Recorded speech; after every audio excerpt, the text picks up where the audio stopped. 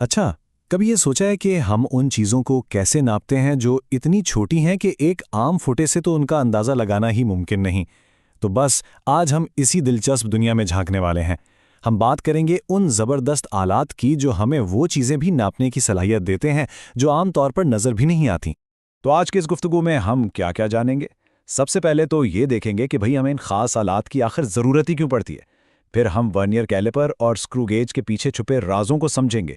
और आखिर में हम ये सीखेंगे कि इन पैमाइशों को साइंसी ज़ुबान में यानी सिग्निफिकेंट फिगर्स में कैसे लिखा जाता है। तो मसला शुरू कहाँ से होता है? बात दरअसल ये है कि हमारे रोज़मर्रा के जो औज़ार हैं ना, जैसे कि एक आम सा फुटा, वो छोटी चीज़ों के लिए काफ़ी नहीं होते। उनकी अपनी एक हद होती है। जरा इस सवाल पर गौर कीजिए, कागज की एक शीट की मोटाई कैसे नापेंगे?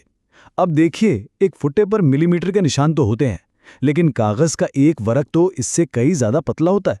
तो फिर इसे कैसे नापा जाए? बस यही वो मकाम है जहां हमें बेहतर, ज्यादा प्रिसाइज औजारों की जरूरत पड़ती है। तो असल फ़र्क ये है, एक आम फुटा आपको ज़्यादा से ज़्यादा मिलीमीटर तक बता देगा, लेकिन वर्नियर कैलिपर और स्क्रू गेज जैसे जो आलात हैं वो हमें मिलीमीटर के भी हिस्सों तक यानी 100वें हिस्से तक की दुरुस्त पैमाइश देते हैं। मतलब ये कि प्रिसिजन का एक बिल्कुल ही अलग लेवल है। चलें, अब अपने पहले हल को देखते हैं। ये है वर्नियर कैलिपर। ये एक बहुत ही कमाल की इजाद है जो हमें यूं समझ लें कि एक आम फुट्टे की लकीरों के दरमियान भी पढ़ने की सलाहियत देती है। वर्नियर कैलिपर का सारा कमाल उसके डिज़ाइन में छुपा है। इसमें दो पैमाने होते हैं। एक तो है बड़ा साकिन पैमाना, जिसे हम मेन स्केल कहते हैं, और दूसरा है एक छोटा हरकत करने वाला पैमाना, जिसे वर्नियर स्केल कहते हैं। अब मजे की बात यह है कि इन दोनों पैमानों के दरमियान जो हल्का सा फर्क होता है ना, वही इसकी जबरदस्त प्रिसिजन का राज है। अच्छा, किसी भी पैमाइशी आले की जान होती है उसका लीस्ट काउंट। इसका मतलब है वो सबसे छोटी पैमाइश जो कोई आला बिल्कुल ठीक ठीक बता सकता है।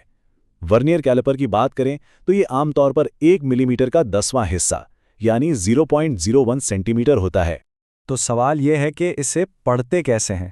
तरीका बहुत सीधा है। सबसे पहले आप मेन स्केल की रीडिंग नोट करते हैं। इसके बाद आप ये देखते हैं कि वर्नियर स्केल की कौन सी लाइन मेन स्केल की किसी भी लाइन के साथ बिल्कुल सीध में आ रही है। बस इस लाइन के नंबर को लीस्ट काउंट से ज़र्ब दें, दोनों रीडिंग्स को जमा करें, और हाँ, आखिर में अगर आले में कोई ज़ीरो एरर यानी कोई नुक्स है तो उसे भी एडजस्ट करना पड़ता है।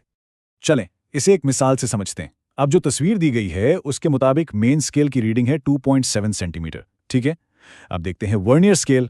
उसकी चौथी लाइन बिल्कुल सीध में, इसका मतलब हुआ 0.04 सेंटीमीटर। तो कुल रीडिंग बन गई 2.74 सेंटीमीटर। लेकिन ठहरिए, आले में पॉजिटिव 0.02 सेंटीमीटर का एक पॉजिटिव जीरो एरर भी है।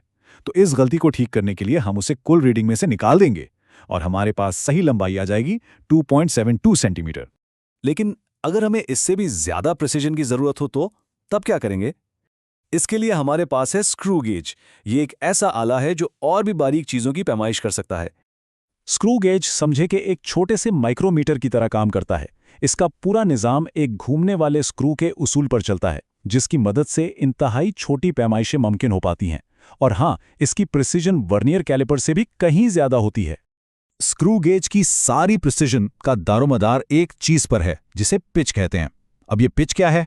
बहुत आसान लफ्जों में ये वो फासला है जो स्क्रू एक पूरा चक्कर घूमने पर आगे या पीछे तय करता है। यही इस आले का बुनियादी उसूल है।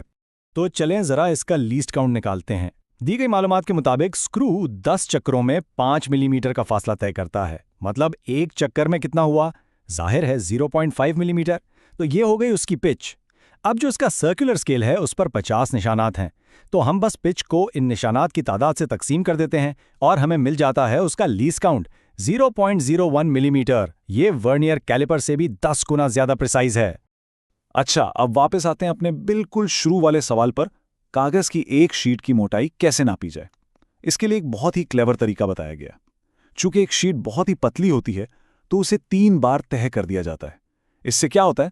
कागज की 8 तहें बन जाती हैं और अब उसकी मोटाई नापना कहीं ज्यादा आसान हो जाता है। तस्वीर को देखें तो मेन स्केल पर रीडिंग है 1 मिलीमीटर, ठीक, और सर्कुलर स्केल पर 28वां निशान सीध में है। तो हम 28 को उसके लीस्ट काउंट यानी 0.01 मिलीमीटर से ज़र्ब देते हैं, जिससे हमें मिला 0.28 मिलीमीटर। अब इन दोनों को जमा कर लें तो इन 8 तहों की कुल मोटाई बनती है 1.28 मिलीमीटर। और यहाँ आता है असल जवाब। जब हम इस कुल मोटाई यानी 1.28 मिलीमीटर को तहों की तादाद जो कि 8 है उससे तकसीम करते हैं तो हमें कागज़ की एक अकेली शीट की मोटाई मिल जाती है और वो है 0.16 मिलीमीटर। तो लीजिए, हमारे शुरू वाले सवाल का जवाब मिल गया। तो ठीक है, हमने पैमाइश तो कर ली, लेकिन बात यहाँ ख़त्म नहीं होती। इसे साइंसी तौर पर सही तरीके से लिखना भी उतना ही अहम है, और यहीं पर सिग्निफिकेंट फिगर्स यानी अहम हिंसों का किरदार सामने आता है। अब ये सिग्निफिकेंट फिगर्स हैं क्या? ये किसी भी अदद में वो हिस्से होते हैं जो काबिले एतमाद हों और मिकदार को जाहिर करने के लिए ज़रूरी हों। यूँ समझें कि ये साइंस में ईमानदारी की ज़ुबान है। ये बताते हैं कि आपकी पैमाइश कितनी रिलायबल है। चलें इसकी भी मिसालें देखते हैं। फ़र्ज करें हमें 0.02055 को 3 सिग्निफिकेंट फिगर्स तक राउंड ऑफ करना है, तो हम चौथे हिस्से को देखेंगे जो कि 5 है।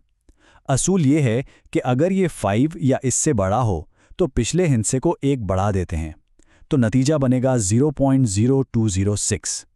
इसी तरह दूसरी मिसाल देखें, 4656.5। यहाँ चौथा हिस्सा 6 है, तो यहाँ भी हम पिछले हिस्से को बढ़ा देंगे और 3 सिग्निफिकेंट फिगर्स के लिए हमारा जवाब होगा 4660।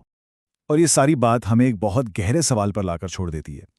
अगर हर पैमाइश में, चाहे वो कितनी ही प्रिसाइज क्यों ना हो, हमेशा थोड़ी बहुत गैर यकीनी बाकी रहती है, तो फिर साइंस में किसी भी अदद के वाकई दुरुस्त होने का क्या मतलब है? ये एक ऐसा सवाल है जो पैमाइश के अमल की रूह है और हमें ये याद दिलाता है कि इल्म का सफ़र कभी ख़त्म नहीं होता, ये हमेशा जारी रहता है।